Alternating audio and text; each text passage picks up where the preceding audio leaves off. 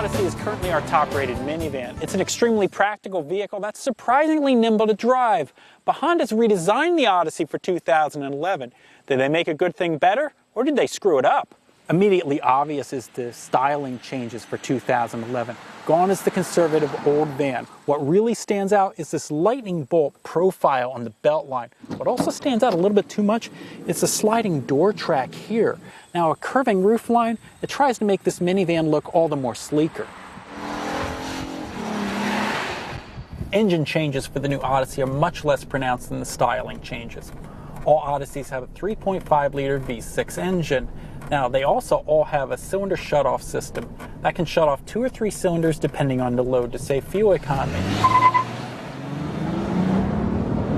This powertrain remains smooth and energetic.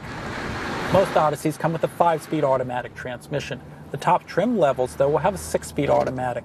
Handling has long been an Odyssey strong suit, with this big box feeling smaller to drive than it actually is. Now, the Odyssey is still fairly agile. It's more engaging to drive than a Toyota Sienna. But in order to address customer complaints, Honda reduced steering effort. Now, we don't really think that was a great way to go. The steering can feel rather light at sub-highway speeds. That reduces driver confidence somewhat, and it makes the van feel less sporty. One change we wholeheartedly agree with, though, is a reduction in road noise. The old Odyssey, well, it could get quite loud inside.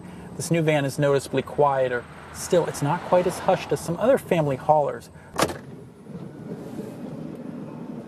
Now, reduced noise levels should help with conversation inside the Odyssey's roomy cabin. Most Odyssey versions are going to sit 8 people. That's helped by a much more comfortable center second row seat. The old one was quite narrow. This one's much more accommodating.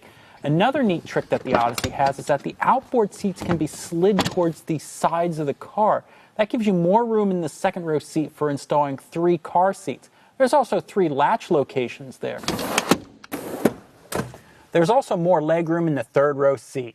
Up front, some of the controls are better clustered together, but it's a long reach to the climate controls. There's a nice big screen for the navigation system, but it uses a complex controller rather than the touchscreen we'd prefer. Some other neat features. There's a hoop that folds out of the console that can hold a bag for trash. There's also a cooled cubby at the bottom of the dashboard that can keep some bottles cool. Honda's practice of building only a limited number of trim configurations means you often have to buy a higher trim level to get the options you want. Want options like a Bluetooth or a backup camera or a power tailgate? Well, you have to buy a $35,000 EXL with leather. Toyota doesn't force you to do that with their Sienna. So we do have a few complaints about this new van. Still, despite the new styling, it feels an awful lot like the old Odyssey. The big question is, though, is this new van good enough to stay on top of the minivan heap?